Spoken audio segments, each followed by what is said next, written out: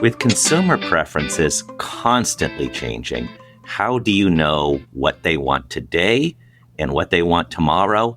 And how do you do that cost effectively? We're going to talk about the results of a snacker panel of what they learned and what it means for snacks that might wind up in your stores. Joining us today for the conversation is somebody we've had on a few times in the past, Rachel Krupa. She is founder of the Goods Mart and Krupa Consulting.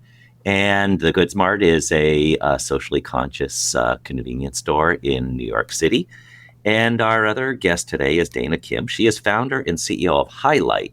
And together, Rachel and Dana collaborated on a snacker panel that brought together consumers to identify what they liked in some new snacks and to determine how snacks be modified before they hit shelves. So, overly long intro. Welcome to both of you. And even though, Rachel, I gave a brief introduction of your store, can you just give a little bit more about the Goods? Of course, and thank you for having us on. This is always fun to see you or hear you, all of that. But the Goods Mart, is our really cool emerging brand convenience store in the middle of New York City. We focus on female and diverse founded, all of the better for you type of snacks that you're probably seeing on social media or you might just be seeing on social media.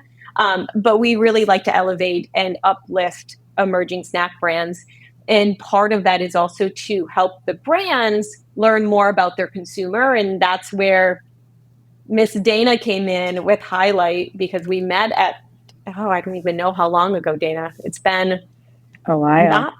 It's been a while, but it also feels like it's been much longer.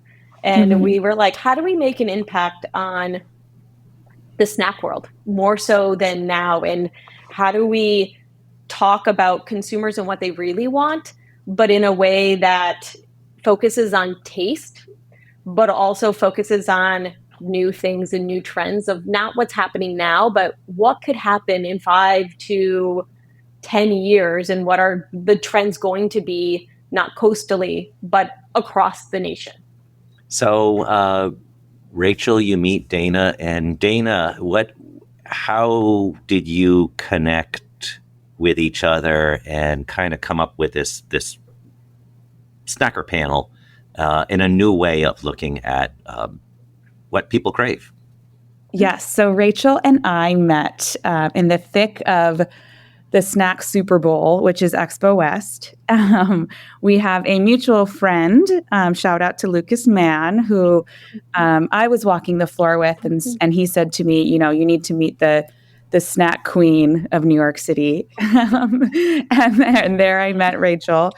And when I learned about the ecosystem of brands that she was fostering across both of her businesses, it was pretty clear that we both cared about the same mission of empowering emerging brands and empowering brand success, but attacked that mission from two very different angles.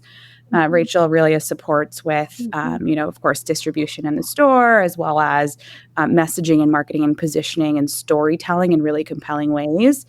And Highlight really focuses on making sure that consumers love the products that you are producing. Your packaging really resonates with shoppers. We are a product intelligence platform. We run tons and tons of consumer testing. So we bring the consumer perspective to the table. So when we thought about what we care about, the brands that we support, what questions we had around snacking and the future of snacking, we dreamt up this future of snacking trend report that would take, there's plenty of trend reports out there that are very high level. We wanted to take it one step further and actually send product in home to consumers, get a really tactical view of what's working and not across snackers nationwide, including, those folks on the coast and the Goods Mart type shoppers who are trendsetters, tastemakers, whatever you want to call them.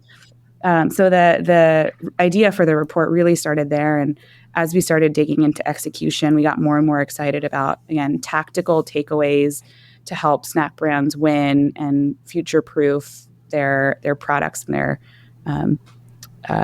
their value propositions. So we had our recent State of the Industry Summit, and one of the things they talked about there was the importance of snacking. And there's other areas of a store that you may be pretty familiar with the products. They're not going to change that much. But the place for the innovation, the place that where people want to find something new, because it's not just I want a salty snack. It's like, I want to find something that makes me smile. And that could be the packaging. That could be some of these other brand attributes.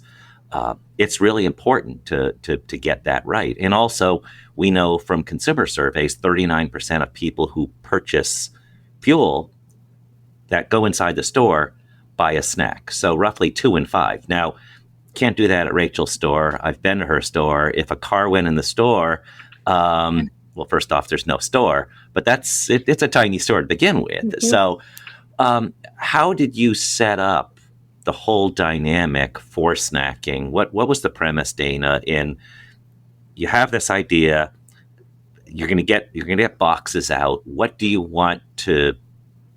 How do you want to select people? What do you want to test? And how do you want to react to what you learn? So, highlight our entire purpose is product intelligence. Our mission is to empower brands to build products that people love. And the way that we do that is rigorous testing that is very, very tactical, where we are absolutely asking consumers their perception of a product concept and would you pick up this type of product in a store? But we are actually putting that product in hand for sensorial feedback to be able to dive very deeply into the product experience itself. What does it taste like? What is the texture? Who are you eating it with? When are you eating? How do you feel after you eat it? So the whole premise, again, of this research was get really deep with in-home usage testing across a diversified and representative consumer base and extrapolate what's working and what's not, both from a first impression when you look at a product package, what do you think? What do you see? What do you understand? What's confusing? And then when you actually open the bag or the can or the pouch or the box and take your first bites and finish the product, what's your experience like? What's working and not? And I think Rachel and I were fascinated to see the results coming in. We were fascinated to hear testers giving us feedback. It was really, really fun to hear people's reactions to a really interesting set of snack brands. And then the results that we rolled out, both in a trend report, but also to each individual brand were used really tactically, which was really important for us. Did you do anything beyond surveys, beyond like diaries and in response to specific questions? Was there video involved? Was there some other element that carried this forward in a different way? Because I know focus groups are enormously expensive. They're really, you got to spend a lot of time building the right focus group. This is not a focus group, but you're also, I imagine, asking people to try these products together. And so how do you take the best of collaboration without having somebody's opinion weigh somebody else's opinion? What were the processes involved in that? So the three components of highlight, and really the three components of setting any research up for success are diverse and qualified and articulate testers. It's logistics and making sure that the product arrives as you intend. And it's structuring the questions and the actual trial period and feedback in a way that's really objective. So starting with the testers, we made sure we sent to 150 snackers nationwide, with a subset of those snackers being tastemakers that we sort of tagged as such. And that is a statistically significant quantitative scale study where we can feel confident in if we're asking the same taste question across all products. There are very clear winners, and that is statistically sound, and we can draw those conclusions from this data set. So starting with a diverse base that is large enough was step one. We gave over 2 weeks, I believe it was a 10-day trial period to try all of the snacks, 7 snacks. Most of our audiences are snacking more than daily. So that's enough time to give folks the organic snacking experience that they might expect. And the questions are structured in a way to ensure that there isn't, they're both quantitative and qualitative, in that we are asking very pointedly on a scale of 1 to 9, how would you rate this product in terms of texture? But we're actually also layering on an open-ended, describe more about why you liked or did not like the texture. So the feedback itself is also structured in a way that allows for quantitative rigor with qualitative texture. So long answer to your question, that is, we're confident in the research rigor, and all Highlight does all day long is collect product researching data. So we're confident in the results, and we were really excited about in the construct of this research particularly, we really wanted to make sure we were capturing diverse voices. So that's why we had the 2 subsets of snackers nationwide and the coasts. You've been in the Goods Mart. It's a fantastic store. I've been in there. I love it. It's a New York City tastemaker shopper that's going in there, exploring and discovering. So we absolutely wanted to get that perspective. And then we also wanted to make sure that we got the more between the coasts perspective as well. So, Rachel, want to take us through the couple big findings? Some of them I think people may be familiar with and see them in their stores or with their brands, but there are a couple I want to dive into a little bit deeper. But you want to take us through those, the results of your report? Of course, the highlights, pun intended, were really protein. Everyone wants more protein, but protein comes from more of a clean source. We're seeing more individuals and consumers wanting more animal protein, more from a standpoint of a single type of ingredient versus having something where the ingredient list is very long. So I think it's fun to see meat snacks, that you have more eggs. You see it from a standpoint of understanding ingredients and reading that label. Another big finding that we saw was people wanted less sugar, but wanted more, again, real sugar from that standpoint, whether that was date sugar, coconut sugar, honey, and less of the sugar alcohols. We tested Happy Candy, which is an incredible female-founded gummy based in Tribeca. And what I loved about that from the research and the insights is she has real sugar that she uses, but just less of it. But on her packaging, she really talked about sugar alcohols. But what we found was consumers don't know what sugar alcohols are. And so when you have a very limited real estate of a packaging that's on a shelf, what matters? So it's less sugar, calling out like the texture. People like the gumminess of it versus it's more of a dense. So it's like more of a dense versus get stuck in your teeth type of gummy. So that was also interesting to find and very insightful for her. What she did with the research afterwards was actually she's changing her packaging. And so not only did it impact like trends for consumers, but it also impacted the brands individually. Another thing that we saw really, which was also fun, was crunch. People love the crunchy texture of a product. Texture is everything. And I think that our taste buds dance when we have something that gives them movement. And that was like the crunchiness of it. And there was also more from like gummy, again, textures, crunch, but also from like the chewiness. So there is like a tactical side of using your teeth, using your taste buds, your mouth from like a standpoint of not just making it a mush type of thing.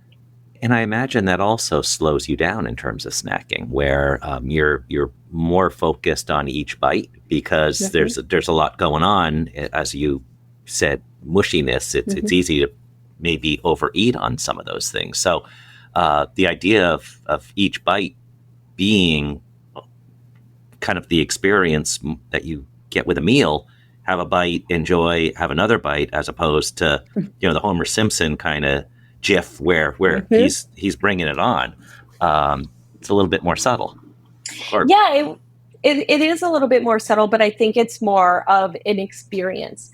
And I think more so than ever, we are looking for experiences, and snacking is an experience. That's, as you said, people are coming in. If they're getting gas, they're also coming in for a snack because that's an experience that you have while you're on the road. And it's more than just putting something in your mouth, but it's a matter of, from a nutritional perspective, yes, you need that. But it's more of like, how does it make me feel? that what we talked about is snacking is very sensual. Is that even the correct word? Sensual. It's just like, it makes you happy, and you want that crunch. We also found that people want more interesting flavors. I think that more so now, people are not necessarily traveling on planes, but they're traveling in their cars, and so that is where your taste buds are taking you. So you want the different flavors that are spicy. You want the different flavors that are interesting for consumers to try, to see if they're going to like them. And I think that's also was one of the great learnings that we found too is, people want a flavor option. It's not just basic salt, but at the same time, you want what is interesting. What is a great barbecue, the pepe, what was it? I cannot pronounce it. The cob. Yeah. Yeah. And so that's like where you're having fun with flavors, you're having fun with crunch, but also just like really stress, like from a nutritional standpoint, both coastally and across the nationwide, people were looking for minimally less processed food, even though it's snacks. Snacks are going to be processed, but they want to be able to read and understand what the ingredients are. So to a certain extent, if I were to break down, you talked about some of the big trends. I want to just kind of go over like three things broadly. One is when you talk about processed or I'll use the phrase expected ingredients. Like when something has sugar in the name or something like that, there's going to be sugar in it. But what you don't want is you don't want something that you thought was a salty snack, and then you look at the ingredients and it's full of sugar. So it's more like expected ingredients, real ingredients, kind of combined together, not trying to have something replicate something else, but being a little bit more matching people's expectations. When they grab something and they say, oh, this is exactly what I thought it would be, that's going to get you closer to yes than some mental dance in figuring out what the ingredients are. Exactly. I think that's the biggest thing is you want to know what you're putting in your stomach and in your mouth, in the sense of understanding if it is going to be sugar, make sure it's sugar, and something that you don't have to Google to understand what it is. So the other big thing, and we've talked about it at a lot of meetings lately, is GLP-1 and how that is somewhere there's about 1 in 5 families that have a family member that has at least had one of these type drugs, Ozempic or whatever, for weight loss. So in general, what that does is it curbs your appetite, and you may only have one meal, and then you're more focused on snacking, and you're more focused on the ingredients in that snack. So that's where the protein fits in. And some of these other things are, what were you, either of you, I'll start with you, Dana, were you surprised, or did this align with what we've been seeing with GLP-1 in terms of what trends emerged related to the whole, this look at snacking? Absolutely. And we've done separate research on GLP-1s and how that impacts consumer eating habits, snacking included. And absolutely, the research aligns. I think, to your point, Jeff, folks who are on GLP-1s are eating less and relying more on smaller, whether you call them snacks or whether you call them bite-sized meals. They are consuming a smaller amount of food and snacks and packaged goods and real foods, and you name it. So the bar is just higher for food brands, for snack brands. And the bar is higher not only in terms of function. Rachel talked about high protein being really key, and that being, of course, everywhere today. But also, when I eat something, it needs to taste really good, because I don't get a lot of chances to eat something today. And so, snacking has been a tremendously competitive category for a very long time. But the fact that the market is getting a little bit smaller, and, plates and, carts are getting a little bit smaller in the face of GLP-1s, it just puts more and more pressure on brands to be successful. And again, that was one big catalyst for Rachel and I in running this is as we, partner with brands and hope to arm them with successful guidance and launching successful products, what do we need to, what do they need to do to win? What pitfalls do they avoid, et cetera? You mentioned something earlier, Jeff, around just, a product needs to not disappoint. And I think that's critical, more critical than ever today. In research, we talk a lot about concept testing, basically, seeing a product on a shelf or seeing a picture of a product on an e-com store or in a survey. You need to, with your packaging, drive enough interest for trial for that first purchase. Cacio e pepe popcorn sounds amazing, sounds crunchy, sounds like a really interesting flavor. And so trial is number one in terms of driving initial turn in your store or driving that initial sale. But actual product execution and making sure that when you open that bag, that the popcorn is crunchy and an excellent texture and all the peppery cacio e pepe flavors that you would expect, that's what drives repeat. And that's what drives continuous turn. And that's what drives consumer loyalty. And in a world where not only GLP-1s are forcing a high bar for snacks, but CACs are really high. You get one shot at crushing it in a real retailer. It's so important to get not just pack, but also the product experience as in relation to the pack, right? So I couldn't agree more with everything that's been said. Yeah, and how many times have you been with somebody that they try something new and then they say, well, that's not what I expected. And almost never is the next sentence a positive one. There are some times where that's not what I expected. It's way better, but it's usually some level of disappointment after that. And Dana, I want to continue with you on like the third point is packaging. And you had talked about that, the importance of it. You can't really sample a lot of these things, but what were some of the keys to packaging that stood out? I know we had some people go to the recent Candy and Sweets Expo and Sweets and Snacks. And one of the things that they said was there was a big focus on sustainable packaging, but at the same time, we're seeing a lot in packaging that it's beautiful and it is very much different than some standard awesome brands that have packaging. So what is the dynamic that you saw worked with packaging between getting somebody to say, I want to try it, and is it also accomplishing a sustainability goal? Yeah, I would say there are, from our research, there are maybe three top things that a snack package must accomplish. One is it needs to stand out and be unique and interesting. You need to, in a snack aisle, on a wall, on an Amazon.com, you need to be drawn to a package is number one. Number two is it needs to, like we were just talking about, set the right expectation for what's inside. And number three, it needs to not be off-putting in terms of overly too much plastic or overly non-sustainable cues.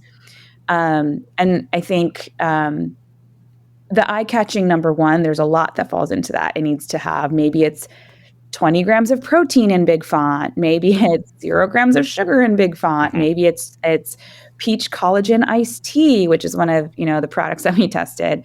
There's a lot of things that you can do to capture attention, both from a sensorial and taste and texture and flavor perspective, but also from a function perspective.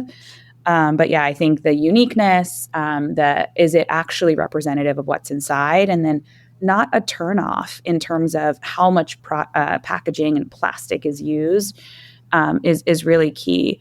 We found that the number one way to cause sort of alarm bells and make a consumer feel bad, not just in this research, but in general, is to overdo it with packs inside of packs, layered plastic, over use of plastic, because in today's day and age, while sustainability isn't the number one thing causing you to grab a bag of chips, it does make you feel bad if it's overly the essentially the plastic to product ratio is off.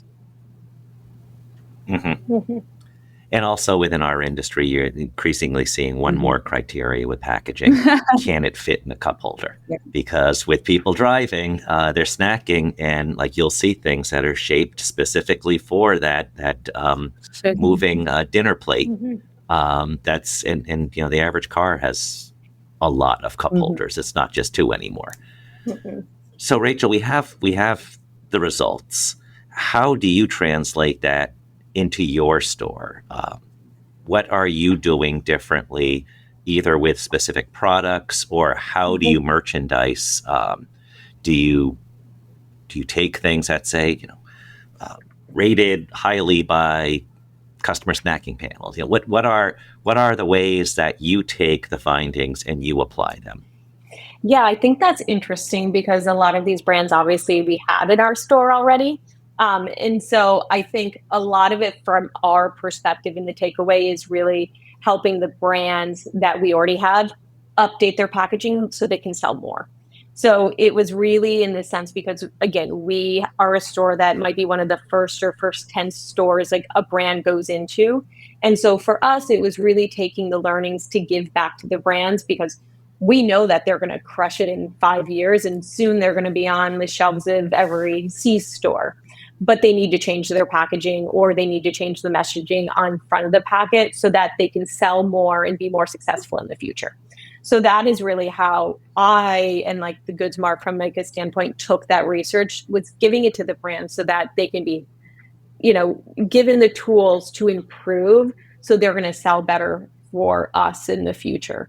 And then it's also having that learning to also help educate the other brands in our store, but also help educate our team in the sense of if people are coming in looking for less sugar, ask the type of sugar that they're looking for. If they're looking for protein, we know that consumers want more protein. Here are our protein products that we have so that you can start to educate, but also offer advice for the customers. And I would say the biggest thing also, because what I love about the work that we did with Highlight and with Dana, it wasn't just about the packaging, it's what's inside. And so I would encourage, while we love to taste everything that's on our shelf, it's also making sure that if you are bringing something in great that has a cool packaging, try it first before you put it on your shelf. And if it is not good, do not put it on your shelf. Because you also want to be that store that people are coming in to discover something new. But if it is what we talked about earlier of, oh, did you try this? It might not give the trust to that consumer to try something else new from your store.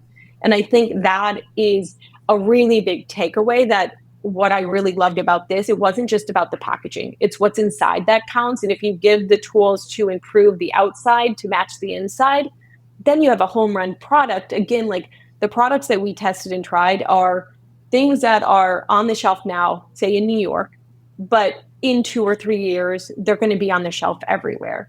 And so we want happy candy to be everywhere. We want pretty tasty to be everywhere. We want Millie Way's like plastic-free gum to be everywhere. And Little Bucks, like a buckwheat granola, is to talk about what they are. And so I think that is how we're using the data, but that's also where I think tools for other retailers is really to taste the product, making sure the outside matches the inside, making sure you have those major call-outs, low sugar, but real sugar, having that option equally as an option for those with like monk fruit, stevia, so that you have two things that, depending on what your consumer's preference is, that you have it. So you have two different products, same, but different type of ingredients.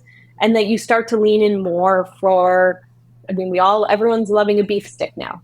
We went, more plant-based jerkies. Now we're going back to real jerkies. So again, having option, but also making sure the inside and the quality matches like what your consumers are looking for.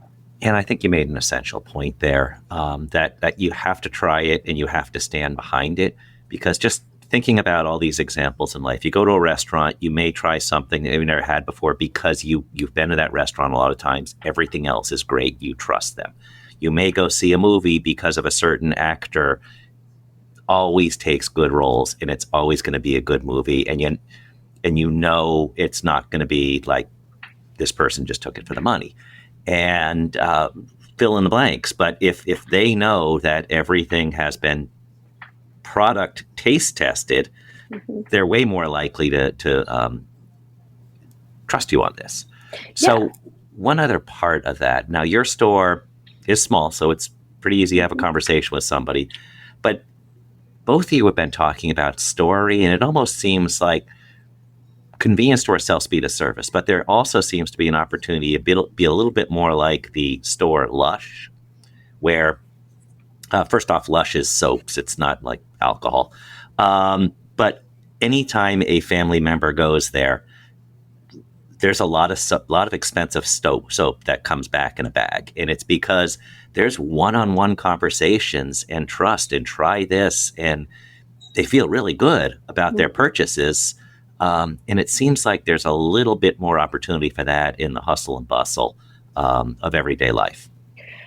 Yeah, I mean, if you think about it from a standpoint of a C-store across, you know what I mean? Like the incredible stores and the owners that are hopefully listening to this, that register purchase is like the best place to have those conversations. Like, try the new innovative products at the register. That gives your team members an opportunity to talk about it. Make sure your team members are trying all those products too, so they're talking about it firsthand. So they're not the ones going, I don't know, I haven't tried it. They just put it here. But open it up, try it, seeing how many products they can push on that side, make it competitive.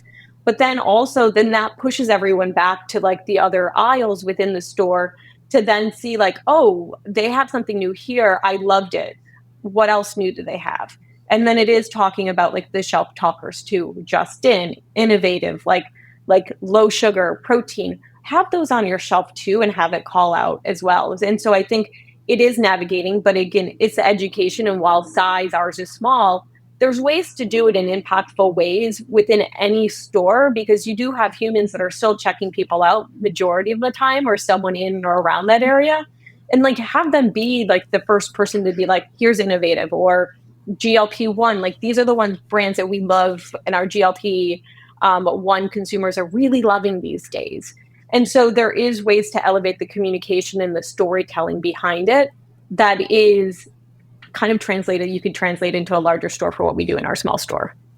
So we could probably do, or maybe we'll down the road, several more segments about this, diving more into the research, but we'll keep this one to where it is now. And Dana, somebody wants to get in touch with you, and this sounds like a great idea. I want to do something like this. I want to learn more. How do they get in touch with you? Dana@letshighlight.com. I'll put my personal email out there.